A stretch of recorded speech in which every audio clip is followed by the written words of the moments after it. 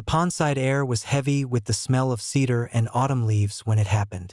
My spouse had been working near the lodge, organizing supplies for the upcoming harvest festival we hosted every year for family and neighbors. The festival was something of a tradition: bonfires, grilled food, music echoing across the water. It brought people together. But apparently, even traditions were a target for Karen. I wasn't there when it started. I was down in the south pasture checking irrigation lines when my phone buzzed. An emergency alert from the security cameras I had installed around the farm headquarters. I opened the feed and froze. There was Karen, stomping up the porch steps, a can of pepper spray clutched in her fist.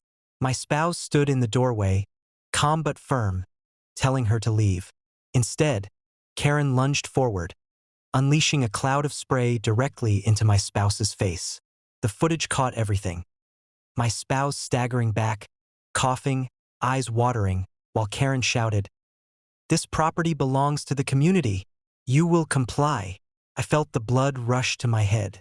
In seconds, I was on the phone calling my sibling, the SWAT officer. Then I gunned the ATV up the ridge, racing for the lodge. By the time I arrived, Karen was still there, pacing like she owned the place.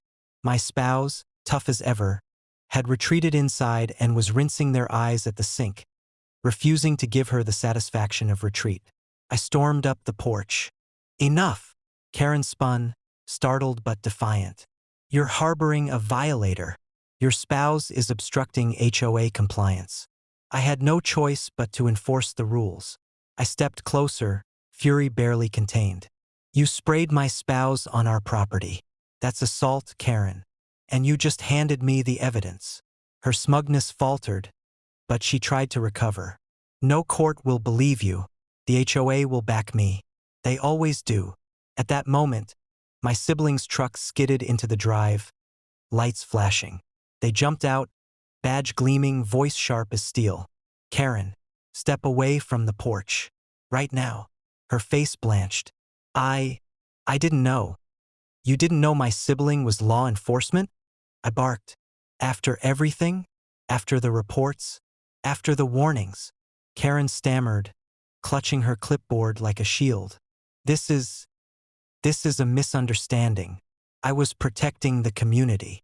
"No," my sibling snapped. "You assaulted a civilian with chemical spray. You trespassed, and you lied to cover it up.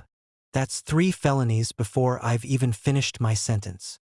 I pulled out my phone, replaying the footage on speaker. Karen's own voice filled the air. "This property belongs to the community. You will comply." My spouse emerged from the doorway, eyes red but steady. "You'll never scare us, Karen. Not here. Not ever." The sight of them standing tall, even after the attack, steeled my resolve. My sibling turned to me. "Want me to take it from here?" I nodded. "Make it official." Within minutes, deputies arrived. They didn't come with hesitation this time. They had orders, warrants, and my footage on file. Karen protested, screamed, even dropped to her knees, but it was useless.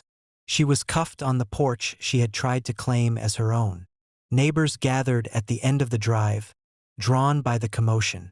They whispered as Karen was escorted away, her shrill voice carrying down the road. "This isn't over. I'll sue. I'll destroy you all." But her threats had no weight anymore. Not after what she'd done. Later, at the county courthouse, the footage played on a widescreen for all to see. The jury didn't take long. Karen was convicted of assault, trespassing, and harassment. She faced fines, probation, and mandatory community service. More importantly, she lost her position as HOA president. The very council that once cheered her on now abandoned her completely. They elected a new leader, one who promised to focus on real issues instead of waging personal vendettas. For me and my spouse, the victory wasn't just legal, it was personal. No longer would Karen be the storm cloud hanging over every gathering, every peaceful day at the lodge. The harvest festival went forward as planned. Families gathered, laughter and music filled the night, and my spouse, bandaged but smiling, raised a toast by the fire. "To standing our ground." I lifted my glass high. The flames reflected in the pond, bright and untouchable. Karen had tried to mark us with fear. Instead, she had marked herself with disgrace. And the lodge, scarred but stronger, stood as proof that no HOA, no matter how corrupt or arrogant, could ever break us.